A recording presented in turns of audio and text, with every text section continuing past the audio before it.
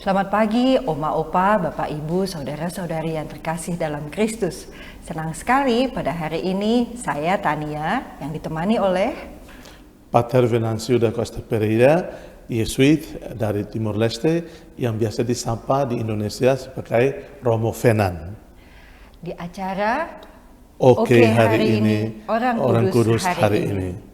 Selamat pagi, Pater. Selamat pagi, dokter. Apa kabar? Baik-baik saja, senang sekali Puji bertemu. Tuhan, luar biasa. Terima kasih Pater sudah berkenan untuk bergabung di acara Oke hari ini pada tanggal 19 Oktober 2022. Pater, pada hari ini kita memperingati Santo Paulus dari Salib Pengaku Iman. Ya. Nah, tentu kita ingin sekali juga mendengar tentang Santo Paulus ini. Mungkin Pater bisa sharing sedikit. Silakan Pater. Ya, dokter, ini karena sudah lama ya, saya pernah di Roma dan pernah juga mengunjungi tempat di mana beliau menghidupi hidupnya. Tapi baiklah, saya membaca dari sumber yang sungguh-sungguh bisa memberikan semacam fakta historis yang konkret. Santo Paulus dari Salib itu, dia adalah seorang padre, seorang imam militer. Dia adalah pendiri Ordo Passionis dan juga sekaligus seorang santo yang diakui oleh Gereja Katolik. Nama aslinya adalah Paulo Danelli dan lahir pada 3 Januari, bulan kelahiran saya juga ya, 1694 di Ovada, Italia, dari keluarga pedagang tekstil, dan meninggal di Roma tanggal 8 Oktober 1775. Santo ini dia dalam permenungannya, dalam pengalaman mendapatkan insight, pengalaman rohaninya mendapatkan insight bahwa dia harus berbuat sesuatu yang lebih untuk membantu gereja, untuk membantu umat-umat Katolik waktu itu di Roma. Lalu dia menyampaikan idenya kepada Paus bahwa dia semacam mendapatkan imajinasi, hayalan-hayalan rohani untuk kalau bisa membantu gereja secara radikal, katakanlah demikian, secara gereja yang militan itu. Dan akhirnya idenya santo ini diterima oleh Paus, dan akhirnya dia semacam ada perjuangan dan pergulatan. Memang ada juga semacam kesulitan-kesulitan seperti para pendiri ordo lainnya, tidak gampang. Kalau dari awalnya itu kalau mereka mendirikan sebuah ordo atau sebuah kongregasi, pasti ada orang yang pro, pasti ada orang yang kontra. Tapi khusus untuk padre ini, Paulus dari Salib ini, dia karena kontaknya langsung dengan Paus, jadi lebih ada kemudahannya. Dan Paus sangat berapresiasi sekali ide-idenya dan tidak rumit sebenarnya. Dia hanya ingin membantu mendirikan Ordo Passionis itu, di mana ada romo-romonya tapi juga suster-susternya. Kalau nggak salah itu proses dia sedang mendirikan Ordo Passionis untuk para female, untuk suster-suster, dan dia meninggal seperti yang tadi katakan itu. Dan punya kehebatan untuk membantu waktu itu umat-umat di Roma melalui renungan-renungannya, melalui khotbah-khotbahnya yang sungguh-sungguh menginspirasi dan berbicara tentang pengalaman hidup keseharian yang kontak langsung dengan batin, dengan pemikiran-pemikiran sederhana. Itu sekilas pengenalan umum tentang Santo Paulus dari Salib. Ya, Pater, sebenarnya saya jadi curious mendengarkan penjelasan dari Pater. Tadi kita mendengarkan bahwa Santo Paulus, ya mungkin Padre Paulus ya sebelumnya ya, Padre Paulus ini mendapatkan penglihatan-penglihatan sampai akhirnya beliau menyampaikannya kepada Paus. Kita berbicara tentang penglihatan-penglihatan, tentu menjadi juga pertanyaan, mungkin ini curiosity saya juga, dan saya yakin juga banyak orang di sini pemirsa Oke hari ini juga ingin bertanya-tanya tentang penglihatan. Bagaimana kita bisa melatih diri kita untuk bisa menyadari atau mungkin lebih peka ya Pater ya. Karena saya juga yakin penglihatan-penglihatan itu juga mungkin tidak hanya pada orang kudus, tapi juga mungkin sesekali hadir dalam kehidupan kita. Bagaimana kita dapat melatih penglihatan-penglihatan supaya kita dapat memahami atau kita dapat bisa meyakini bahwa ini penglihatan-penglihatan ini sungguh Allah yang berbicara pada kita. Ini saya senang sekali untuk menghubungkannya dengan 2 orang santo di mana sangat berpengaruh dalam kehidupan Santo Padre Paulus dari Salib ini. ada dua santo besar, satu Fransiskus dari Assisi dan satunya lagi Santo Ignatius dari Loyola.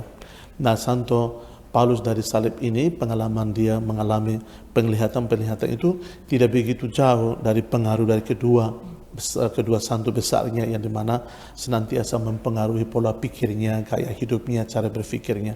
Nah, dalam kehidupan kita, saya merasakan bahwa dua orang santo besar yang mempengaruhi Santo Padre Paulus dari salib itu, entah itu Santo Fransiskus dari Assisi atau juga Santo Ignatius dari Loyola, dua-duanya juga punya pengalaman penglihatan yang luar biasa.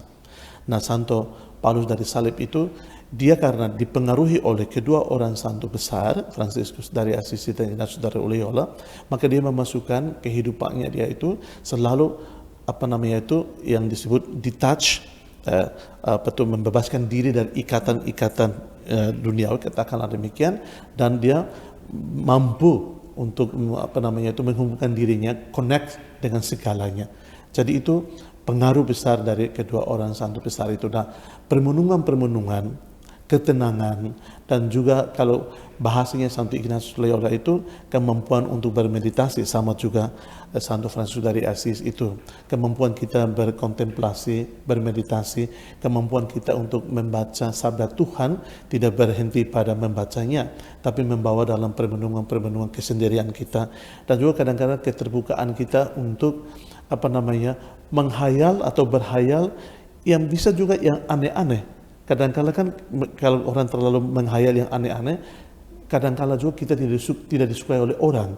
Nah, disitulah Allah itu membimbing, mengarahkan Santo Paulus dari salib itu untuk masuk lebih dalam, kedalaman hidup rohaninya. Nah, katakanlah hayalan itu mungkin dari awalnya itu hal-hal biasa. Tapi ternyata Allah itu berbicara kepada Santo Paulus dari salib, sama seperti kepada kedua orang kudus besar lainnya, dan juga kepada kita semua. Allah senantiasa berbicara kepada kita atau memperlihatkan atau merevelasikan misteri-misteri tentang keberadaan Allah kepada kita itu melalui hal-hal kecil. Pengalaman Santo Ignatius dari Loyola yang senantiasa mengatakan, dalam hidup itu kita mencoba untuk merasakan dan bisa terbuka untuk menemukan kehadiran Tuhan di dalam segala hal.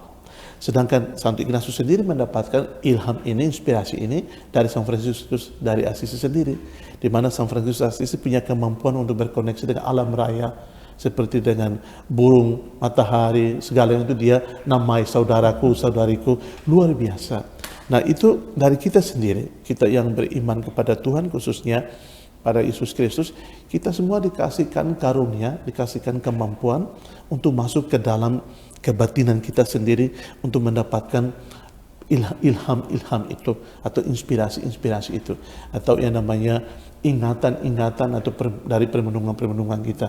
Jadi kita semua mampu, lebih-lebih ketika kita ada di dalam situasi yang katakanlah dimarginalisir, diisolasi kan oleh orang lain karena penyakit, seperti mungkin bisa terjadi pada oma dan opa kita yang merasa sendiri. Nah, Allah senantiasa mendekatkan dirinya kepada kita, dan Allah senantiasa menghadirkan segala sesuatu yang mungkin misterius kepada kita. Kadang-kadang kita nggak mampu mengerti dan memahami misteri Allah itu sekaligus.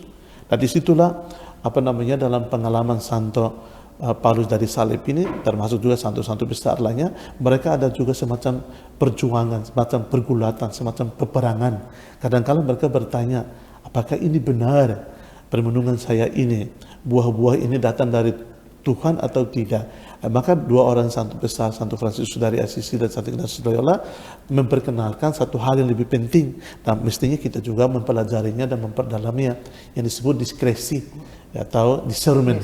Kita sungguh dalam hidup senantiasa membuat examination of conscience, pemeriksaan batin, dan juga dengan demikian kita mampu, kalau setiap harinya saya mampu melaksanakan pemeriksaan batin, katakan 5-10 menit, sesibuk-sibuknya saya setiap hari saya mencoba membuatkan permenungan, berfokus kembali kepada kedalaman batin saya, mendengar kembali suara hati saya, mendengar kembali suara Tuhan sendiri di dalam suaraku, melalui suaraku, kita bisa juga mendapatkan pengalaman yang seperti dialami oleh Santo Paulus dari salib itu, dokter.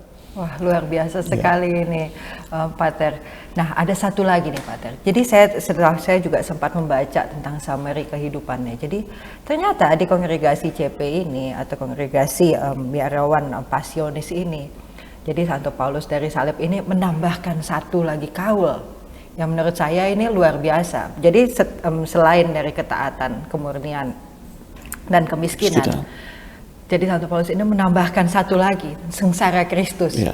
As if itu sudah belum cukup berat ya, Pater. Jadi dalam kehidupan kita sekarang ini, di masa sekarang ya. Jadi saya ingin bertanya, apa pesan dari Pater yang kita bisa ambil dari militansi Padre Paulus dari Salib ini? Bahkan beliau bisa menambahkan satu lagi kaul, sengsara Kristus. Jadi apa yang bisa kita dapatkan? Apa pesan Pater buat kami yang hidup di masa sekarang ini tentang bagaimana kita bisa berani untuk mengambil suatu langkah yang besar ya, ini tidak mudah tentunya. Dan sekali dokter, dan kita semua, saya suka sekali seperti kata Papa Paus Fransiskus itu, bahwa kehidupan kita sebagai orang Kristen itu, salib itu bukan sesuatu yang abstrak. Dalam kehidupan kita 24 jam setiap hari, kita mengalami dua pengalaman ini. Desolasi dan konsolasi, sukacita dan duka cita.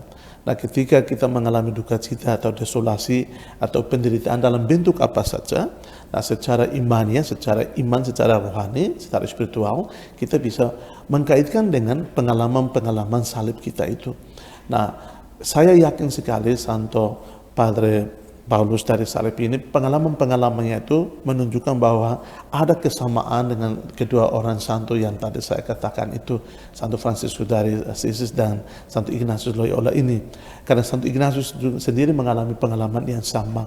Dia menambahkan satu kaul lagi untuk para Yesuit.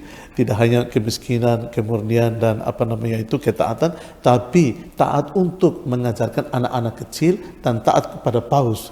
Nah, luar biasa kan? Maka saya lihat orang-orang yang sudah seperti kita yang terdidik, katanya intelektualitasnya tinggi, diajak lagi untuk mengajar anak-anak kecil atau orang-orang tua. Kadang-kadang kita kehilangan kesabaran. Nah, justru dalam situasi seperti itu, bagaimana kita bisa melihat dalam hal yang sesederhana itu, mengajarkan anak-anak, mengajarkan oma opa, sabar dengan mereka. Apakah kita bisa melihat dan menemukan nilai salib itu? Atau kadang-kadang di dalam rumah, atau misalnya saya ada nenek, ada kakek di rumah yang sedang menderita, yang sedang mengalami kesulitan, mereka ada salibnya. Nah, saya sendiri bagaimana bisa melihat nilai salibnya mereka itu menjadi juga salibku. Jadi semacam kita diajak untuk share, berbagi pengalaman akan penderitaan kemanusiaan kita itu. Jadi salibnya orang lain itu bisa juga menjadi salibku, dan salibku bisa juga menjadi salib orang lain. Karena salib itu kalau kita membawanya secara bersamaan, maka bebannya itu akan ringan. Kayak seperti opa oma itu, mereka sendirian, mereka semacam diisolir gitu dokter ya. Kalau ada perhatian dari cinta dari kita, salib mereka yang begitu berat itu, yang merasa sendiri, merasa di abandon dokter ya. Kalau kita dekat, mereka merasakan sungguh-sungguh salib mereka itu diringankan. Dan kita sendiri yang masih muda, masih kuat, belajar dari pengalaman mereka, dan kita bisa juga dikuatkan, dan salib kehidupan kita juga bisa diringankan. Nah, tapi kita tidak bisa akan lepas dari pengalaman salib itu, karena pengalaman salib itu tidak hanya membawa beban dan ketakutan atau kematian, tapi justru sebaliknya. Kan salib senantiasa tanda konsolasi, tanda kemenangan, tanda keterbukaan, bahkan tanda kebebasan. Jadi kita bisa bersyukur kalau ada pengalaman salib, pengalaman penderitaan, justru disitulah kita dimurnikan, kita disucikan, kita dikuatkan. Jadi salib tidak akan menakutkan. Maka saya yakin sekali kaul yang ditambahkan oleh Santo Paulus dari Salib ini sungguh-sungguh membawakan keselamatan bagi kita semua yang senantiasa ingin mengikuti Yesus Kristus secara radikal, secara militansi itu kata dokter tadi, saya suka secara militansi ya, punya jiwa semacam militer ya, kita mengikuti sampai akhir.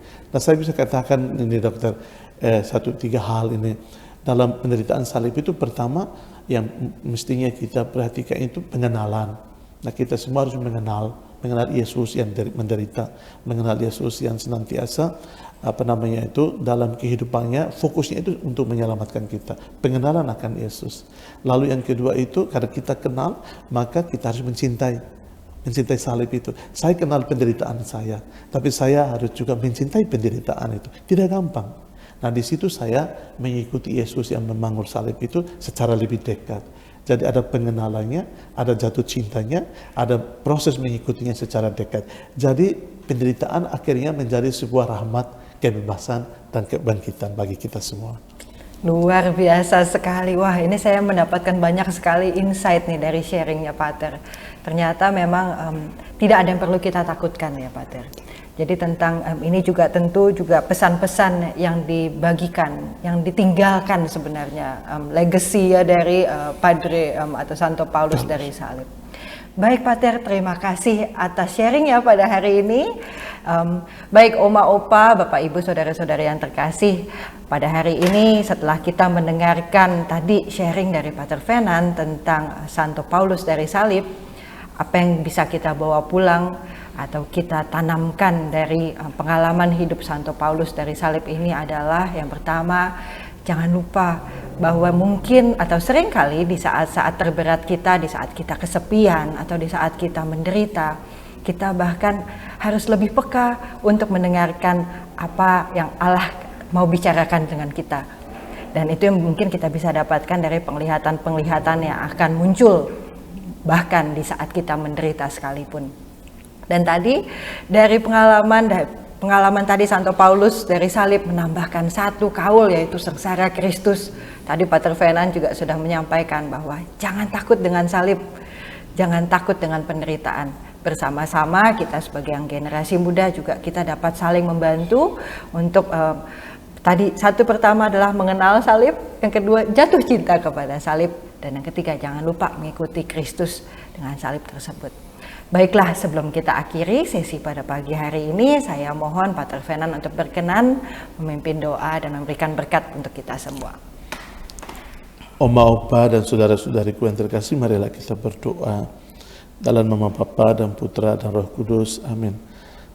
Allah Bapa yang Maha Kuasa, Engkau telah mengutus Putra-Mu Tuhan kami Yesus Kristus, lahir di Bethlehem, lalu masuk secara triumfal di Yerusalem untuk menerima misi terakhirnya, misi penebusan, memanggul salib dan mati di atas kayu salib untuk pembebasan dan kebangkitan kami semua.